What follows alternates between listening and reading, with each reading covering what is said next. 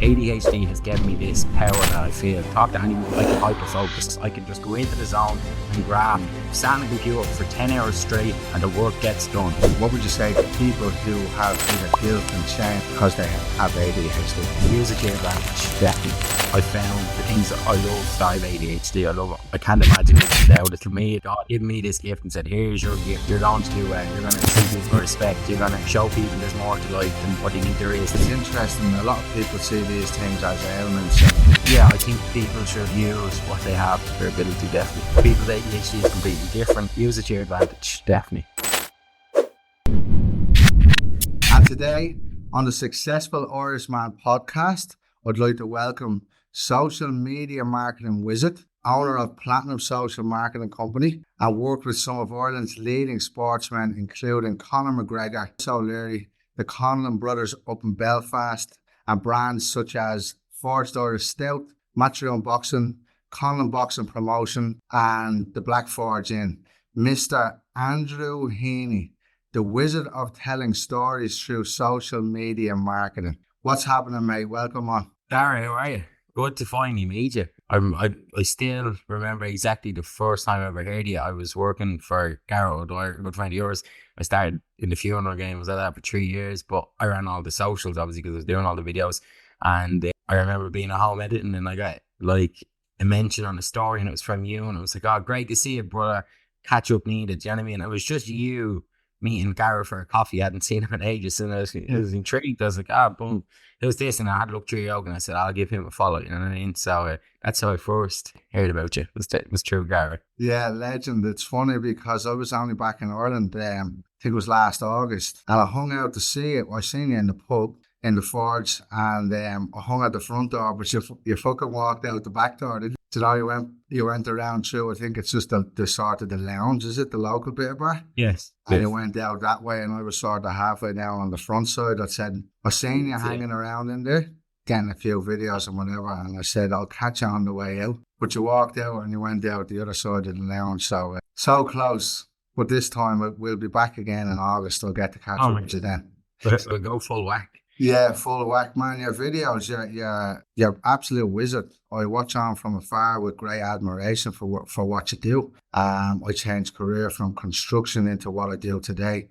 I know what you do is no easy task. So I'm looking forward to picking your brain and understanding where you started, what the transition was for you getting into that career, and what life is like for you now. So if you don't mind, we're going to go all the way back to the start. Yeah. People always ask me this and how did I get into this? And being a kid, you know, I remember my first time ever picking up a camera. I remember very well. I remember the road I was on. It's mad the brain works. But I remember coming up in school one day and I was in the car and I seen on this Smith's catalog they had these like GoPros, but like they're smaller. They were like an action cam. It was called. I think it was 30 or 36 euro or something. I think it was cheap now, you know what I mean? But it was 2 megapixels. Something was shite. But I was just like, I need this camera. I'm dying. I want to video myself riding my mountain bike. I remember turning the corner in Swords and ringing my sister Ma, on the way home. My sister collected me. I said, Ma, I want to get this place. They said, ended up making videos. I remember uploading my first YouTube video or something. And that's kind of where it started. Then I got a GoPro and I just kind of kept at it. Then I was on adverts and I bought another cheap little camera and I just kept going. So then where it really took off, then I started watching Casey Neistat, my mum. Oh, yeah. I'm friends with him now, which is but still like doesn't feel real. But yeah, I met Casey Neistat and stuff. Well, sorry, that's gone too far ahead. But I started watching Casey Neistat and his videos were so inspiring, and it was just kind of like, I want to do this. I want to create video. I want to be creative because I've ADHD and my mind's mad to create. It's mad to do. Like Garrett has this saying, why can't I? And it's the same for me. It's like, why can't I? Why can't I do this? And why can't I do that? So I ended up getting a GoPro and just kept at it. Started making videos on my quad. And then where it started to take part properly, where the career actually launched, was I was a kid and I was in TY, I think, I think it was third year. And Fabu D, I text Fabu D and I was like, listen, we should make some videos together. And all this the Black Paddy. Yeah, the Black Paddy, right? Now, this is years ago, well before he was even that big. And he brought me into Insignia Nights, which was an under-18s disco. It was held in Tramline. So walked in there, I was introduced to Ian Milligan and Ross McKeown. the two of them were running Insignia nights, under 18 disco. And I was like, this is deadly, you know, I can film here, easy to make videos. So I started making these videos. Now, they weren't good whatsoever. They were just, I was just doing my best. I kept I think I'd done 7 or 8 events for free. Then I started getting paid to do them. But the whole mindset was I could never go to these discos. The kids are the same age as me, but I always had to be a step above them. I had to be in a professional mindset. Like, I rather work than go to an event. Even still to this day, I can't go out to an event. I can, it depends where I go, but like I couldn't go to a pub I work in and actually enjoy myself. I'd have to, unless I'm around all my company, because I'm always just used to this professional mindset, being in control and wanting to be, like, that's why I've never ever drank alcohol in my life ever. I'm always tuned in, you know what I mean? I know what's going on. But so 16 started that, and that just kept going, and from there it launched. I've been working with Ross till today, still from the very start. You know what I mean?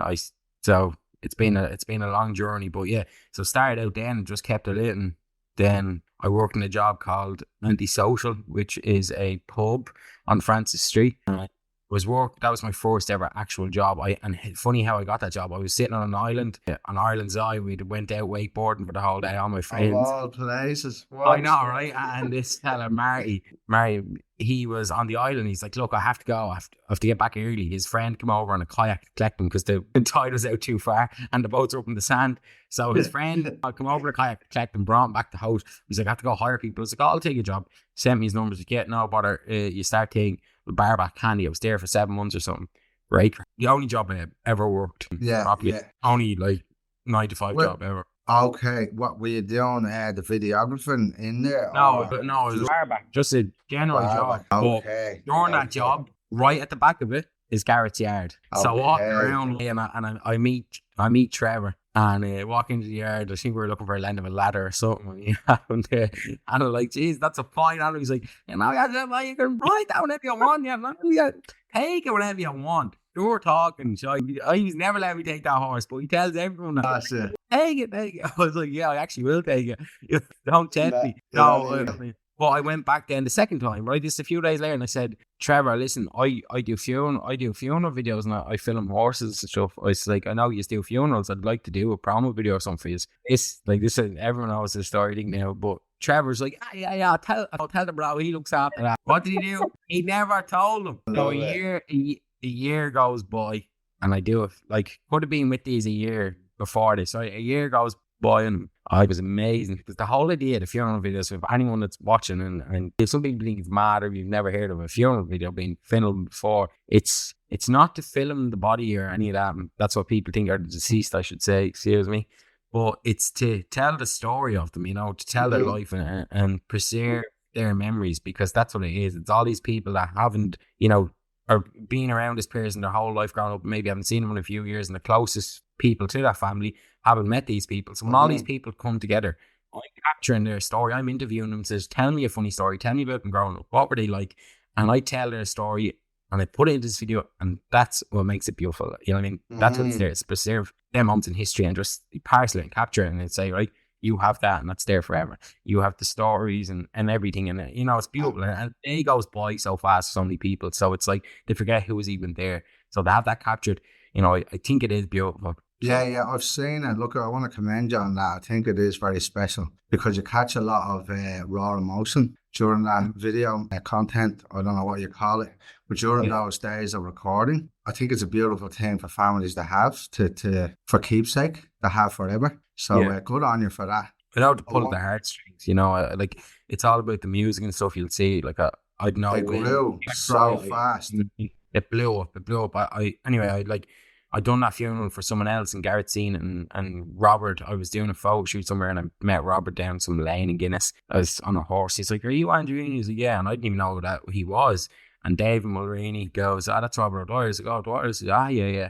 And then whatever, he texts me, look, we were doing the same funeral. It was my friend's mom, or my friend's auntie died, and I done the funeral for free. It's, yeah, of course I'll help out. And the lads, look, we have 4 horses on it. Will you do a video of the horse? So I said, yeah, no bother. I met them early. That was the first video. And then Gareth said, look, I want you. Met me in the office.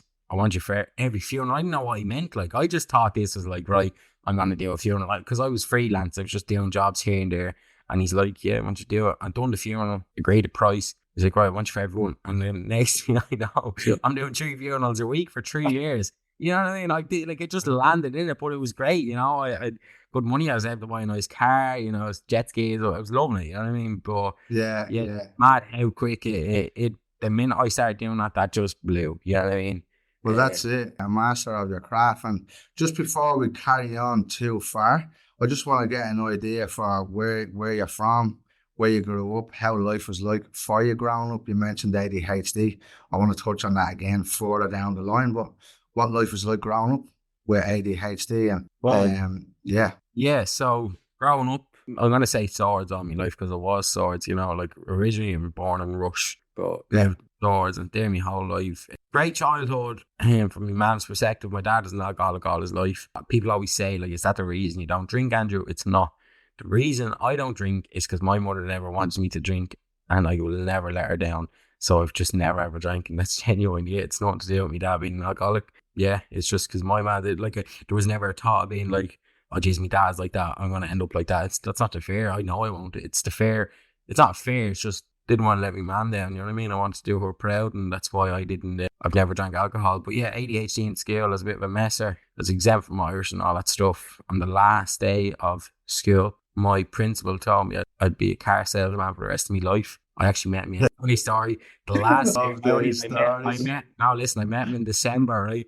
I'm down in Skerries and I'm driving this brand new Porsche Panamera. I had it for a month, right? This the 160 grand car, and I started right at my friend's coffee oak. So I'm standing there just videoing his thing, and then I started videoing this dog, and someone grabs my phone out of my hand. Turns out to be my principal. How you doing? All this, having the chats, and I'm working for McGregor now. Gee, yeah, fair play. You know, I mean, he believes a word I said, but a lot of people don't believe me when I say what I say. That's just a man in front of it. And I say, right, how about I'll see you later. Turn around to me, right? Into the Porsche, turn it on, it's bottom. Revs it, V6, 560 brake, and he's in the window, big smile on him. He goes, you can't park that in school. I said, fucking watch me. And the feeling I had, I rang my whole family. I was like, lads, you won't believe it.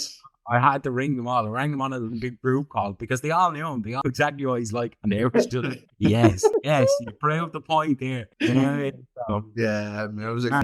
Out the window. Yeah, well, that's it. If I sold this now, I could probably buy a house or buy a house. And what you say you had it for a month? Was it just on a car hire or something, or what was the situation? No, it was a friend of mine's, and he was like, yeah, you drive it. I drove it for the month. Let me have it. Happy days. So, Swords was the hot spot. That's where you grew up. What age are you now, Andrew? 22. 22. A lot of people don't believe my age. Most people guess. I always ask them to guess, and they go for 25, 26. Yeah, I didn't even guess. I think I had a feeling you were young, but I couldn't. I'd no idea how young. So thanks for clearing that up. So you grew up in Swords, and thanks for sharing about your father, the family dynamics with your mother as well. How's your father doing these days? Same old boat, tipping on, but same old boat. You'll never come out of that ship. Just an old school. Yeah. And good on you as well for being respectful of your mother and her wishes. Yeah. Absolute legend. Yeah. So for you, ADHD, right? Because it's interesting. A lot of people see these things as ailments and, ADD. It's a superpower. No, honestly, I mean it. I met that principal yesterday, and I said, I was with a girl. He goes to the girl. He says, he was a tough, or he says tough 6 years, but he was a messer for 6 years, but he was a good messer. Yeah, and I was a good heart and soul. I wanted to do jobs. I just didn't want to be in school. You know, I was not saying I didn't want to be in school. I wasn't focused on the stuff I wanted to be focusing on. I was leaving every day at 1 o'clock and going to a garage to film cars and make fucking money. I was minted for being in TY. Like, I had more money than anyone else in the class. I did. My head was just business. My economics teacher, Miss Shields, for shout out to her. She's absolutely brilliant, and she was so good. She believed in me, and economics was great. great fun. But yeah, ADHD, I tell everyone this, and everyone always asks me advice and how should I do better in business and what should I do? My always thing is just be nice to people, talk to people, talk. ADHD has given me this power that I feel like, I can talk to anyone. I'll set up on the stage, I'll sing my name, character on the stage during the broadcast during the day. I've no fear, you know what I mean? I get up and people, and most of the time, if you know me or they'll tell you, you'll never hear me in my normal accent. Right now, this is my normal accent, but most of the time, like, I have my reflection switch. I've nailed these accents, and I just change. 1 minute I'm from Northern Ireland, you know what I mean? I'm talking like this, hey, getting on there, hey, that's a wee near accent, right? And then where am I going? I don't know where I'm going. Right, and then I'm from fucking London, right? And I'm going around the house all day, and I'm snapping, right? And I can't get out. Hey, Al Forney, if you know him, right? He's this actor, right? And he's big, mate. He does a lot, like, he's flat out, this guy. And he'd be the best at accents in the country, number one.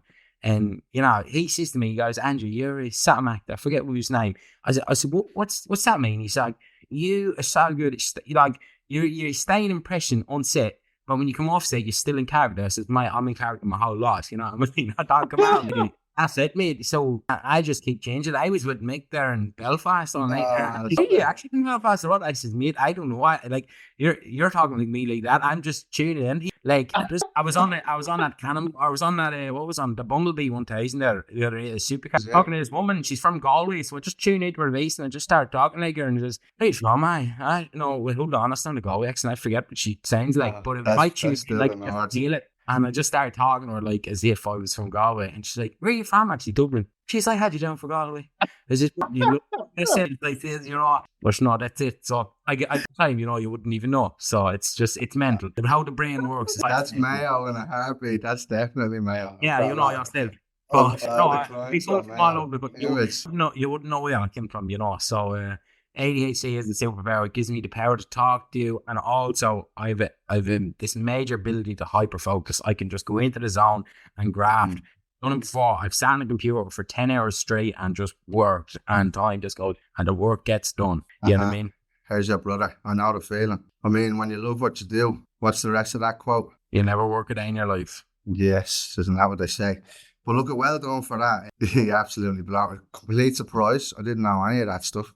But you've blown me away. Big, massive smile. I got a photograph while you were fucking cracking through that. But, what would you say to anybody that thinks ADHD, like people who have ADHD, right? So a lot of people like to judge others with and brand them with these labels. Some of my own friends call me ADD. And I'm like, look, I'm not going to go to get diagnosed from a doctor because I work how I work and that's the way it is. But for you... It'll make a difference. Yeah, exactly. For you, what would you say to people who have either guilt and shame and feel like they're ailed because they have ADHD? I don't know. Like, I don't even know what to say to them. I found to love the things that I love that I have ADHD. I can't imagine living without it. To me, it is. I think it's like God gave me this gift and said, here's your gift. You're going to do well. You're going to treat people with respect. You're going to show people there's more to life than what you think there is. Like, I love this idea of showing people, there is more to life. Like, even just bringing people out on a boat. I've never been out on a boat before. Showing them, like, look, this is so cheap to do. Like, I've a rave there in Malahide, but like, I bring them out to back the island. I was like, what would you be doing today? Just not there on a boat around Malahide, or just small things that, like, it's so easy to make these things happen, but people just don't. Just do it. Get it on. Yeah, I think people should use what they have to their ability, definitely. But some people's ADHD is completely different. I know. So, yeah, I don't know what I say to them about that, but I would say, use it to your advantage, definitely. Yeah, 100%. I'm glad that you said that, because as we highlight, a lot of greats. I don't know if you know Kerwin Ray. He's a business mentor in Australia, but a lot of people that operate at a high level have an ailment like this, but they use it. It's a superpower. That's exactly how I see it. It's a fucking superpower. A lot of successful people have autism or ADHD, something along them lines. It gives you hyper focus, doesn't it? Hyper focus. A lot of dropouts as well, do so well. And it's actually mad to see the amount that have done so well that, have something. That that dropped out of school, Yeah. stuff like that, in college or whatever. Yeah, But yeah, there's some people, like, but this hyper focus thing, genuine, but you only have hyper focus for the things you've interested in, and if you no interest, good luck and good night. You're not writing a single word. You wouldn't even look at the page. You know what I mean? So that's how it is. It's like my thing is speed. You know, I don't know my work editing. That's about being the fastest in Europe. Like that's my goal. You know, that's what I try to tell people. And you know, I haven't met anyone yet that's matched me on the speed. Like then the other night, Conor Boxing put out 10 videos. And it's not just 10 simple videos; they're 10 advanced edits with like cutouts, like special effects and 3D tracking, motion tracking. Like they're full shebang. You know, they're not just cheap little videos. But yeah. I definitely seen all of that as well because I was tuning into Perso Leary. Now, I'm not going to go down that road just yet. I just want to keep here on the school system for a second. Yeah, no, that's fine, man. Yeah, I love chatting as well. These roads here, there's different you have to know there. You're saying just one word, bang. One word, bang. So yeah, just last question on the ADHD. For people, for the school system, for instance, you mentioned when it's something that you like, you hyper focus on it. When it's 99% of the things you don't like, you don't focus. So what would you say to anybody who's listening that is a school teacher or is in charge of setting up these curriculums or anything like that? You know, a round peg doesn't fit in a square hole. Yeah. So what would you say to people about changing the school system, for instance, that all people don't learn the same? So what can you do to change it? What would be your opinion? All people don't learn the same is right. I think students need to be given a bit more trust, more belief, you know, for the people that don't think they'll do well. Like, I think there's so much more room for them to, like, learn elsewhere. You know, I think I wish I was given a bit more trust and saying, yeah, Andrew, we'll let you do this. Like, they let me shoot a school promo video and it was state of the art. Like, I had a cinema drone world, like $4,000 flying over the school. I mapped the logo onto the skill, everything. I'm getting paid a cent for it, but I was like, there, he's after trusting me, and look what I'm after delivering. He's playing, like, you know, it's mad. Yeah, I think people should be given, you know, a bit more trust and being able to say, right, like, I don't know, lean into other areas other than that, just being focused so heavily on the exam. Academics, but also with teachers. You know, it's nice to build a personal relationship with these students, you know, and know they want to be like, oh yeah, Andrew, not just get into class, go quick, you know, being so strict about it. Because when you build these person things and you get these students to like you, it just changes everything, you know. Like, you want to go into this class, you like them. Like Miss Shields, like I'd love to go into her class. I'd be like, dead, you know what I mean? She cares, you know, she's interested in what I do. She wants that, she asks about it and how you doing and what story this, and you know, and you update, you know, and like that means the world to people, you know what I mean? And even just teacher telling the student, great job, that's brilliant. Yeah, I mean, it's crazy, you know what I mean? Feedback is important. So just sort of touching on, it's better to build somebody up than cut them down for the things that they're not build something up. Yeah, no, 100%. Like, I'm all about being kind and, you know, open and talking to people and giving them a chance, and like, I want everyone to do well. There's no other way about it. Like, I love seeing people do well. Like my mate Mark, he's a multi-millionaire. He done very well through our Kings competitions, and every time I see him making loads of money, I'm like, you legend, well deserved. There's no better man deserves it, because he's so kind and he's so down to earth. He is as humble as they come, and you wouldn't even know. He rocks around in a tracksuit and a pair of TNs, and he's driving vendor RSVJs and Uruses and GT3 RSs and Lambos and Ferraris. He has them all. He had new Rolls Royce on the way, you know, all this, but still so humble, so nice. What age is he? Mark is 32, I think. Right. You know, but it's his first time on holidays, like last week. He's all these millions. He went to Las Vegas there for the UFC. Yeah, I was sad. That's the first time actually properly leaving the country, you know what I mean? So it's madness. But yeah, such a humble guy, and his wife as well, Stephanie, she's lovely. That's, you know, very nice people. And same my friend James Webb, again, another millionaire, done very well. He is in the healthcare business. He owns care homes and stuff. And James is just a complete gent. And he's one person I've always met. He's the same as Mark. Like, you know, he's so humble, but like, he will talk to everyone. Anyone homeless, doesn't matter who you are, he will talk to you. He'll come up and say, you know, you ask him a question, he'll let you sit in his car. He's loads of supercars, you know what I mean? He was the one I done the run with, and with bonded very well, came a lot closer now. But since the day I met him, I remember before he told me, he's like, Andrew, I remember the first day you met me. I said, what was I doing? I was like, I was driving a Porsche GT3 RS and you came by me on a fucking horse and goes, are you James Well? He wouldn't be well known. He's not a social media, but he's a businessman. You don't know. I just knew friends. He was a friend of Deco Daily. He was a friend of him, and I'm friends with him, and that's how I knew him. But he's such a humble chap. He's so sound. He's like down to earth, and I just love people like that. And that's why I try to be like that. This middle ground and stuff. Focusing on that a lot. Legend. So look at a great segue because out of my own interest, I was not a huge interest in cars. I like looking at them or whatever, but it wouldn't be a big thing for me. But I never understood. So I know in America it's maybe a bit different. That's a run or a race. How are they racing around Ireland if the supercars, if the speed limits are 60 km or 100? How does that work? The Bumblebee 1000, the greatest ever go on in your life. And I mean that. When I say that was the best weekend of my life, I've chilled with Post Malone, I've been with Casey Neistat, I've seen amazing things, I've been wakeboarding all over the world, Miami, I've done it all. That was the best weekend of my life. And the reason being it was the best weekend of my life, and I think you'd agree, and why it's the best weekend of my life, that's 100 supercars, and supercars aren't cheap. It's 100 cars filled with people that are business-minded, nice, done very well, got to where they want, and they're like-minded people. I spent 3 days with these people, the most amazing people I've been around, so nice, so kind, so caring, and just genuine, you know what I mean? On Garda Síochána, the guards in Ireland, the police force in Ireland, for anyone that's watching abroad, they escort us the whole way. There's no other run like it. For the guards to escort you, and let's just say,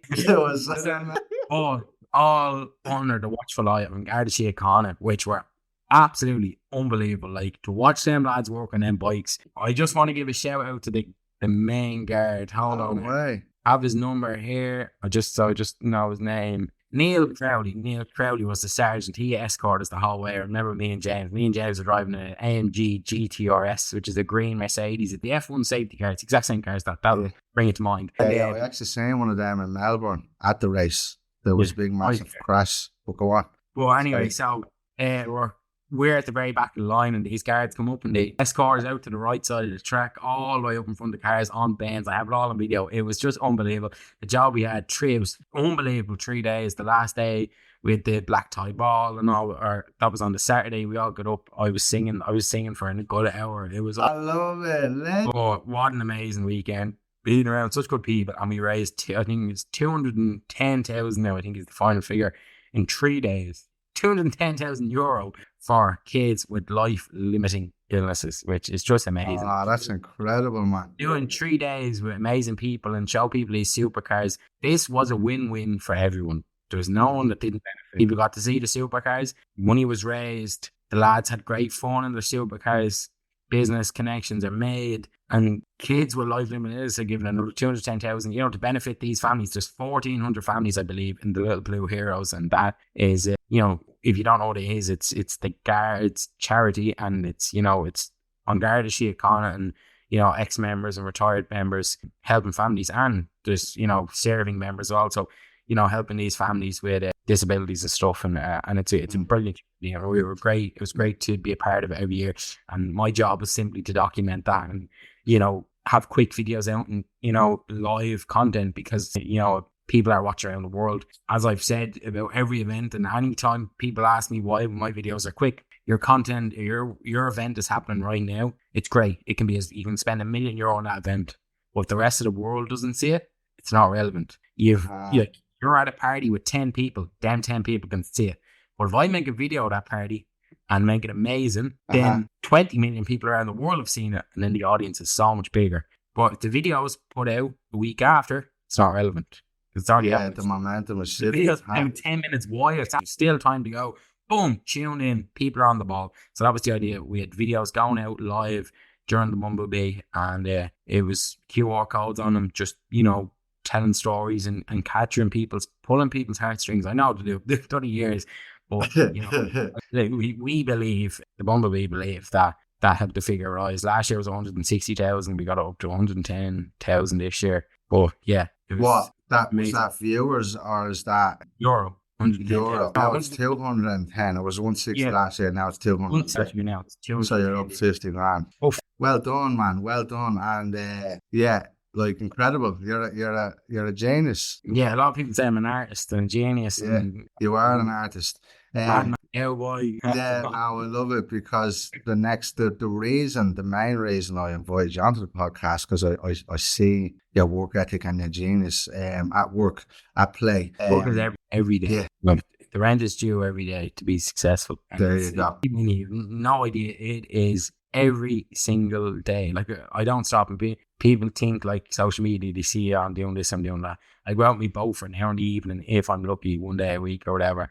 But other than that, it's graft to graft to graft. The minute I end this Zoom call, I'm flat now for the day. I two site visits I have to go see. I have to schedule all my content for the whole week rostered in. Then tomorrow I'm with Supermax for 3 days, traveling around the world, or traveling around Ireland with some Obama impersonator for 3 days, Tuesday, Wednesday, and Thursday. Friday I am filming a festival, I believe. Saturday I'm doing don't know what it is. I'm doing an event again. It's like a cowboy oak. Sunday I'm off. I'm in a beach for 5 days, Sunday to Thursday with LaGras Irish Lager, and then the schedule continues Friday on weekend. You're flat out the weekend. It's non-stop. So yeah, gotta keep her lit. But I'll complain when I have a big yacht. That's what I'm chasing. So yeah, I'm just chasing security and wealth and a good life for all my family. A legend. So wealth and a good life for you and your family. Is that your why? Is that why you are so driven? I don't think it's why I'm so driven. I don't go to work and say, geez, if I do this, I can buy a Lambo. Or it's like it's inside me and I just can't stop. Yes. I have to want to go, and I just I do an event even if I wasn't you say I have these people on a monthly schedule and I'm actually getting paid, or I'm on salary, like I was forged out. I'm on salary, but I'm grafting way harder than I should be because I'm doing more than they pay me for. I can't do a bad video. There's no if you paid me 100 quid or you paid me 1,000 quid, you're gonna get the same video. You know, right there. I have to do. It was the same with the funerals. You could never rush them. You could never no matter what. As much of was angry or in a shit mood, the video could never be absolute quality. Because I'd have to just make it that.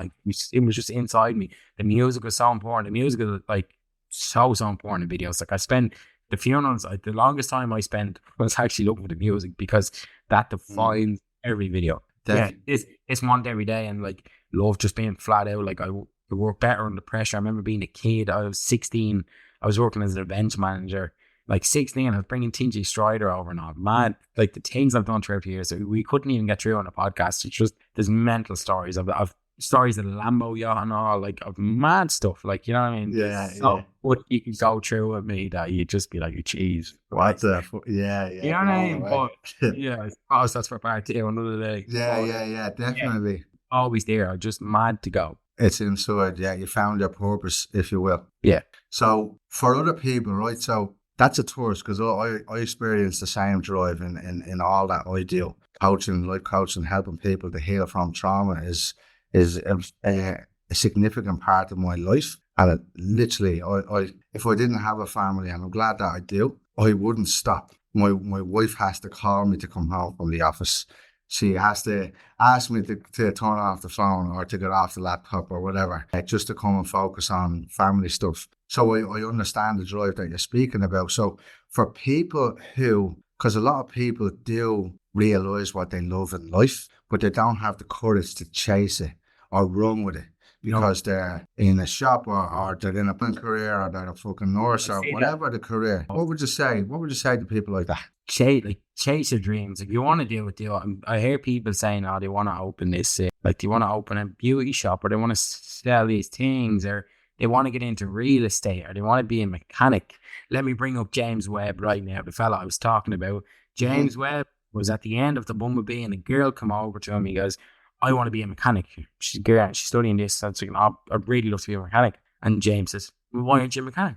I just don't know where to go. So what do you mean you don't know where to go? I was like, I'm going to tell you what. You'll meet me in Daily Almos next week. I'll introduce you to Deco and I'll start you straight away. I'm an apprentice. He was like, and she's like, are you serious? Which actually, I'm dead serious. I'll meet you next week.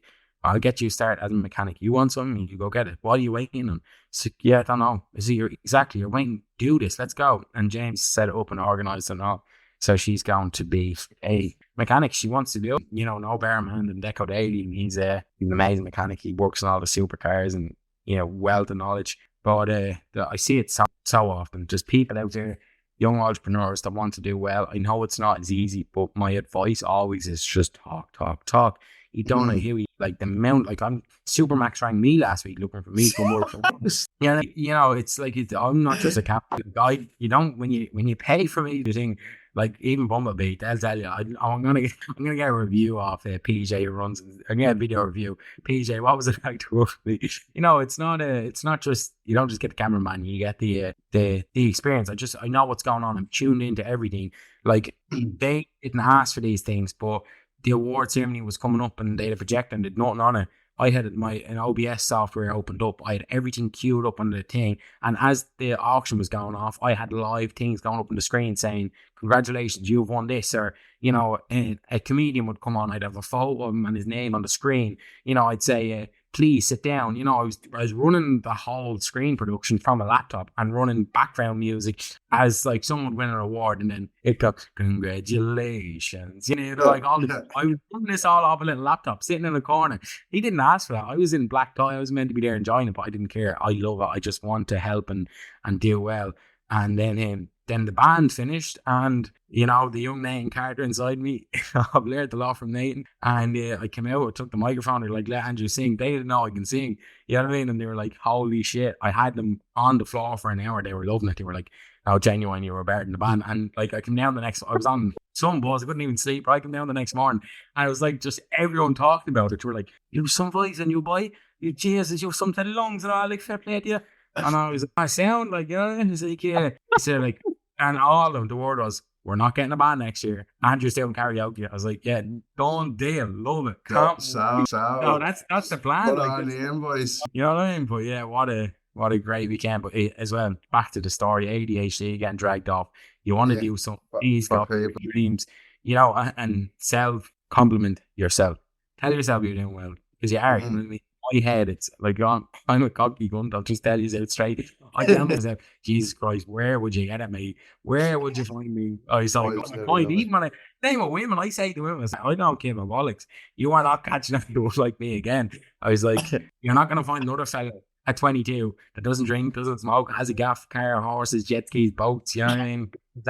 He's like, and will treat you with so much respect. I was like, my brain is so differently wired. I said, you are at 5,000 RPM and I'm at 15,000 RPM. We don't run on the same. No, any of these other, all the up bros. It's like, I was like, there's like, my brain is mad, right? I know musicals start to finish and all. I like the weirdest things. Like, I know Les Miserables. I know Phantom of the Opera start to finish. Like, it intrigues, It's like, it's crazy, these things. Because genius start as well, isn't it? I mean, it's art, I suppose. Symphonies. How we think, it's just I think music and water. We're put on this planet to do different, and that's what I believe. I want to help everyone.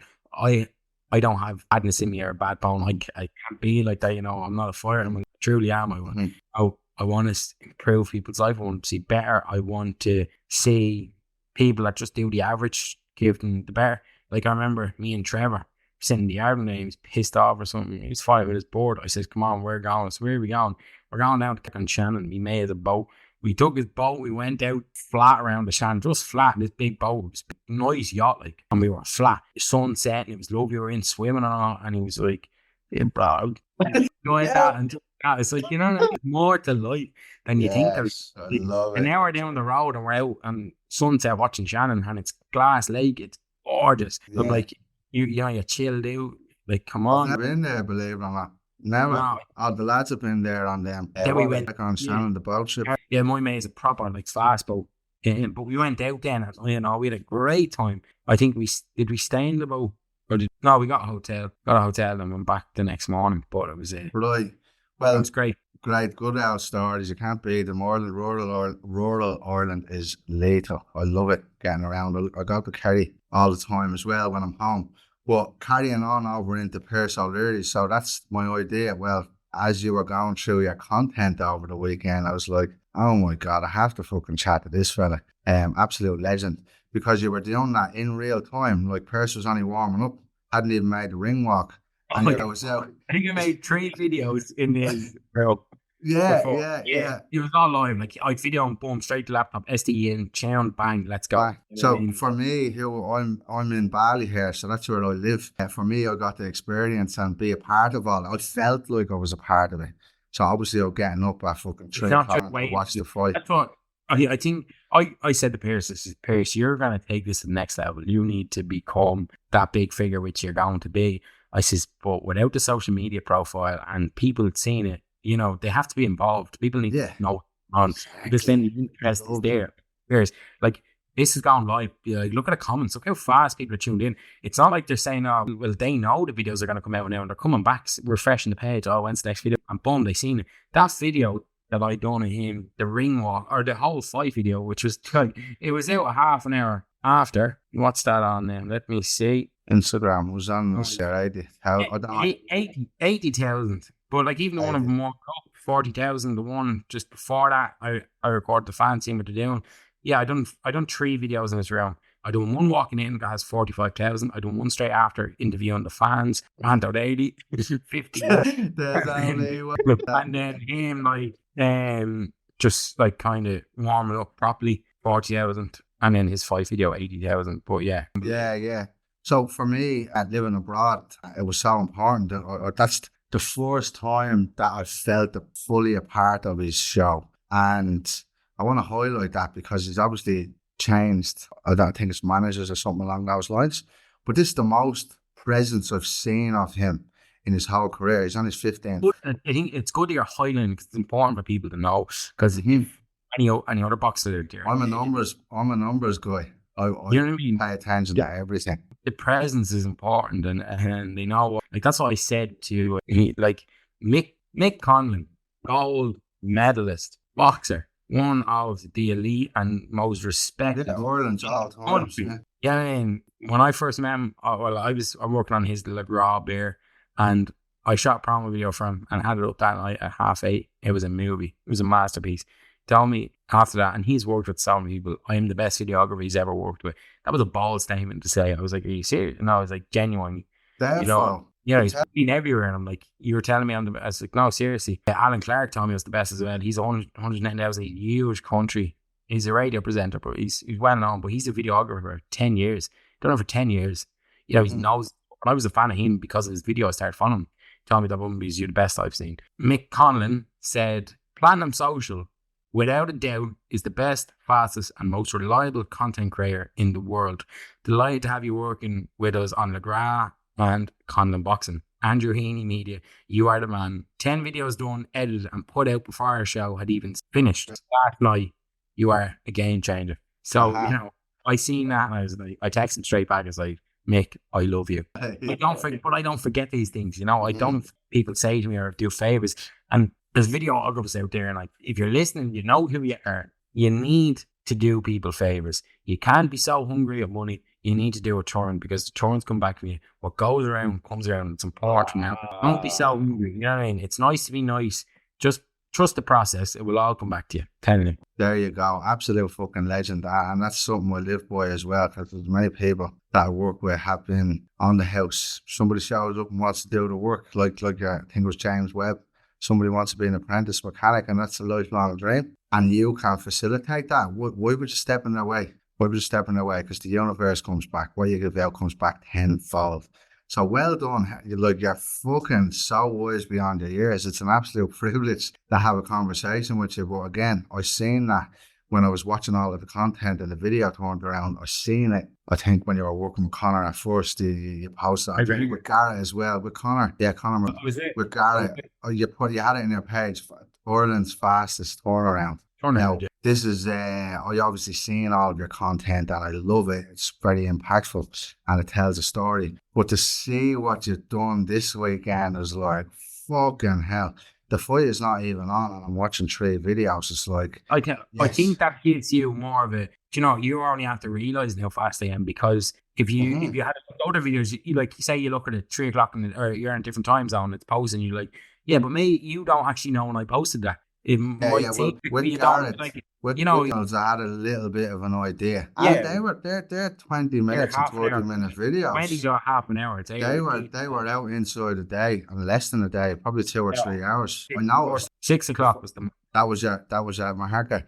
And what time did they usually finish? they finished at 1 o'clock, half one. Even that, man, that's And then if you insane. get home on the M50 because you're going from Tala, you normally get home about half 2, 3 o'clock. And I always get done under 2 hours. As I was saying, like, because you were able to watch the boxing, you could see on the screen, you could see what fight's coming next. And you could have, like, you could witness, oh my God, there's a video. So that gave you an actual realization of how quick they were actually coming out. I mean, And just to highlight as well, you know, for fighters, for anybody who, like, I'm in content game as well. The part of the game that I didn't sign up for, but it's part of the life and what I need to do to promote my work and for people to see and have the breakthroughs and all of that from it.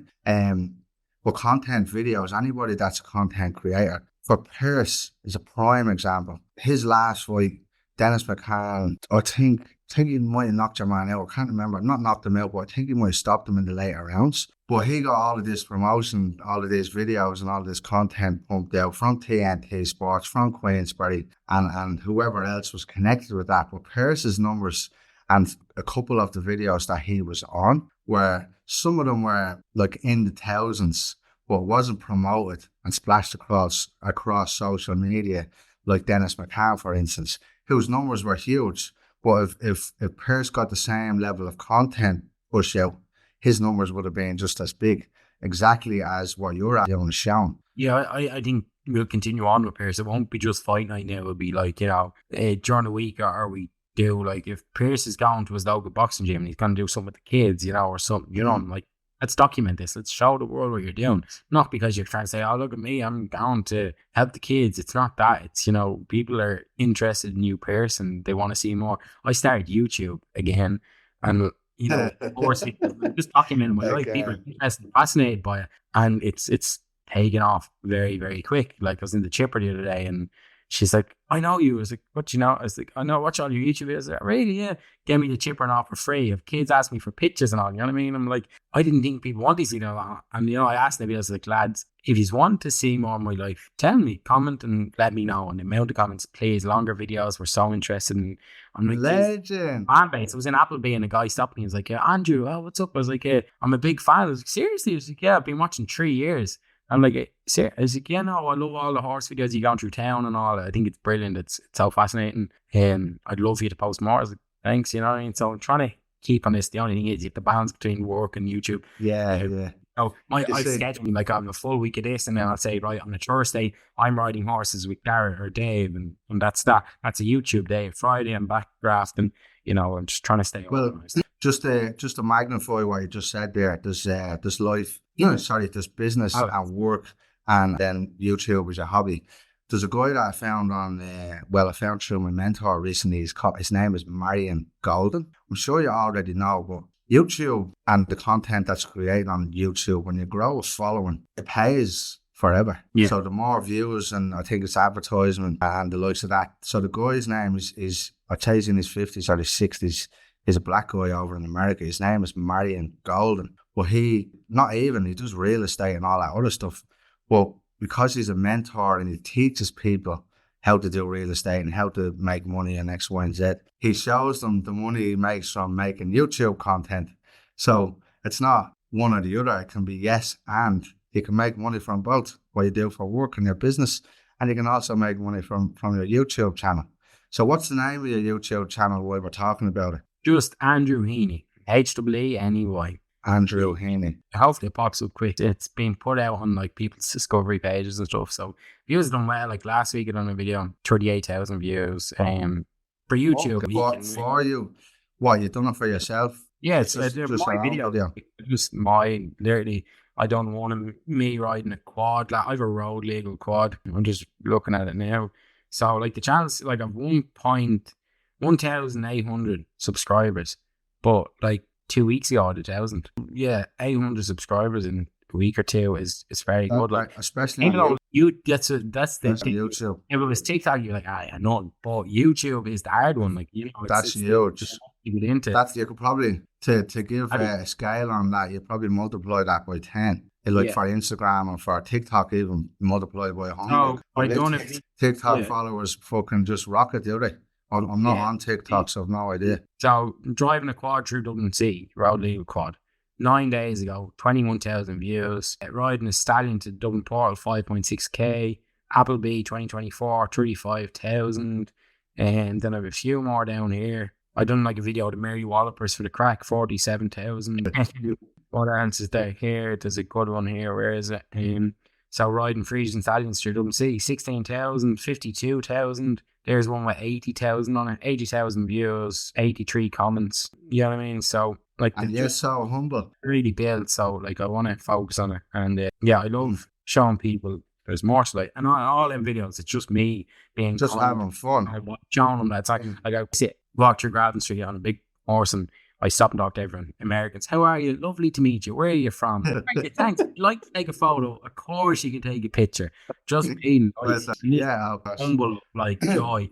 And because I think they look scary. You know, it's like I'm just trying to change people's mindset on stuff, you know, what to think. Even with the quad, it's a road legal quad, the guards always, well, how are you? Do you not know me? So it's not, I do YouTube videos and show people there's a right way about things. Listen, fair play to you. Drive on. See you later. There you go. Yeah. There you go. So look, fair play to you on that would be to carry on into, you obviously work with one of the biggest global sports stars, businessmen, Irish stars, fucking whatever you want to call it. He's ticked all the boxes. How has life been with that? How did that all start and how's it going for you? So people always ask me how did I get in with McGregor. I done a cocktail photo shoot in his pub. Someone was to do photos with cocktails and they were let down. Dylan from Empire Events. Remember I said I worked for Insignia Knights, the under-18s Tesco. I met his brother, which his name is Dylan McKeown. He owns Empire Group. An absolute beyond gentleman, a very good guy. He got me into the Black Forge. He asked me to do the cocktail show. I done it. To this day, the menu photos are still the same. They were amazing photos. It's the first time doing a shit myself. It was like, man, you know what I mean? Yeah, never was the video. I nailed it. He's actually savage, motherfucker. And they done the cocktail photos. And then they rang me back 2 days later. Look, James Arthur's coming in tomorrow. Will you do a video? Yeah, done a daily video. And I've set the template of how videos are to be done in there. Is that the one that's on the fucking, that's on the, it's on the TVs, I don't know what you call it, everything on the TV you see is mine. Okay. I made the loop and all. So like all that stuff is mine. But anyway, it just kept going from there, kept going. And then I was with Gareth for 3 years. Then about 11 months ago, I went full time for McGregor. I left Gareth on Friday, resigned on Friday. And on Saturday, I was on Lamborghini yacht flying around France with Conor. So you think that was give him a month's notice now? No, I knew it was not think. But we're still best friends.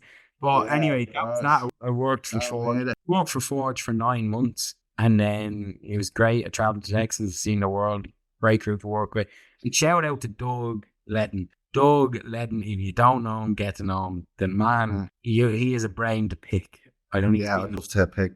I love picking people. He was the first person in Ireland to talk about mental health properly. He done this video of him crying about mental health and like he had a problem. Send it to us, will you? I will. Right, and it blew up. It went viral. The same day the president, Obama, rang him the same day on the phone, wanted to talk and congratulate him. On speaking about mental health. And speaking about mental health, he is a household name, well-known guy. But, you know, he was the one he was running the Black Forge social media, still does. And then he took on Forged Out and, you know, he asked me, like I was doing videos for free sometimes just because I wanted to. Well, not free, but, you know, I wanted to be a part of this, you know. We done a lot together. We traveled the world. A gentleman he is, you know what I mean? He is just one step ahead and you won't meet a nicer guy. I mean that. He is a gentleman. I shout out to him because he had my back for years and it was great. I resigned from Forged Out about a month ago. Now I'd say it could be over. Yeah, it's over a month anyway. But resigned from Forged Out with passion to continue on my own business and push my own venture. I'm still very, very happy in that decision. You know, obviously I think don't miss the business of it because I'm doing the exact same thing as I was doing. I was doing fight nights. I'm still traveling the world. It's the exact same thing. I'm just doing it for myself now. But I work with Doug and Stephen and all, great crew. Stephen especially, another great character, very smart and good brain to pick at. But I miss the people definitely, but don't miss the job. Yeah, sweet. So fair play to you, man. I want to just commend you on that and magnify that as well. Building somebody else's dream or building your own at such a young age, as such a fucking wise young man. Fair play to you for putting yourself first. And for yourself now, what's next? You're obviously plugged in. You've made some connections. Platinum Social, this business is we've employed people and it's time to start multiplying, and they call me the multiplier because I go in, I get the content and I multiply. Multiplier or a villain? I multiplied Garrett. I multiplied his business to what it is. He had 2,000 followers. He's 110,000 now. With not a cent spent on man, all natural growth. And then Forged Out, I was the man behind that. Like everyone will tell you that. There's no ifs or buts about it. I created all the content for 9 months, but it was every 9 months, we grafted. And I was putting out videos before the zone. I was beating them. I was flat out running around like a beating yo. You know what I mean? But yeah, I was. What'd you say?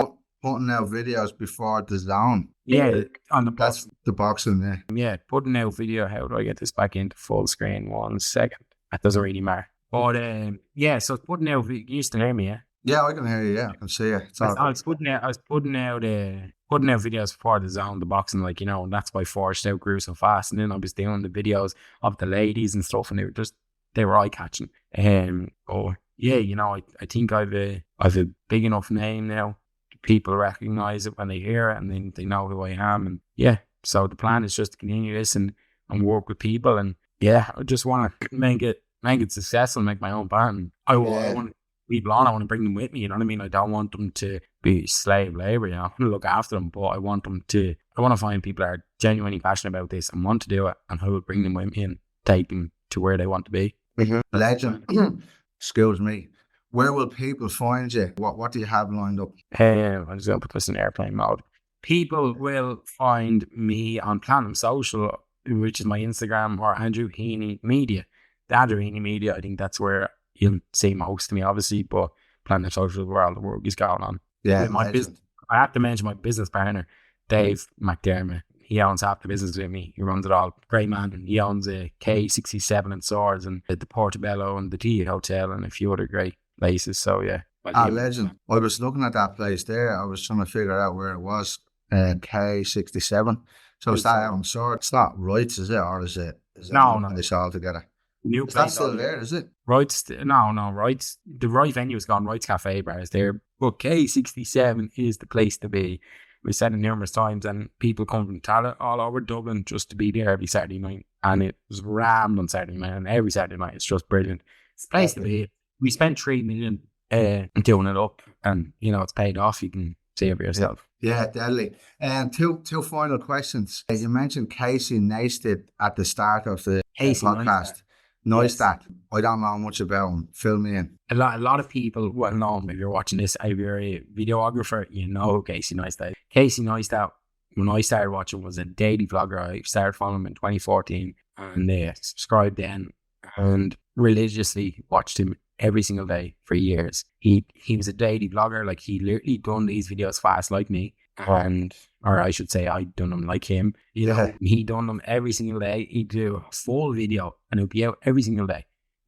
It's a hard thing to do, but it made him huge and who he is. But I was just so inspired by this man. I was like, I have to meet this man and love him. Like, right, he came to Dublin and I missed him, and I hate thinking about it. Like, it got me down, like, just thinking that I missed him.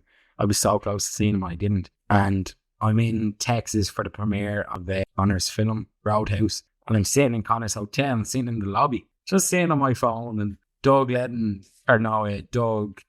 film director, just walks by me. And Casey Neistat rocks in behind him. And I just, he just looked at me and I just like, hey, Casey. And I took the photo straight. I think it's on my Facebook. I was just going to show the camera really quick. You'll see the happiness in my eyes.